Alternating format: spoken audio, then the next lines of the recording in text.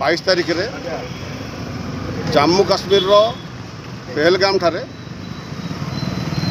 आतंकवादी माने धर्म पचारि ना पचारि जो बर्बरचित कार्य कले ताकू आमे भारतीय जनता पार्टी चौद्वारवासी चौद्वार कटक रो समस्त निवासी आकू विरोध करुचु।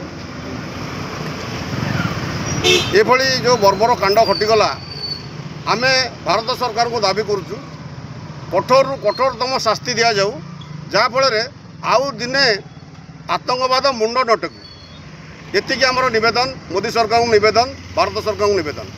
प्रशांत शतपथी तांकर परिवारजन जो दुख भोगुंट सारा ओडिशावासी से मर्माहत दुखित प्रभु जगन्नाथ तांको परिवार को शक्ति दौ ये कामना करुच्ची।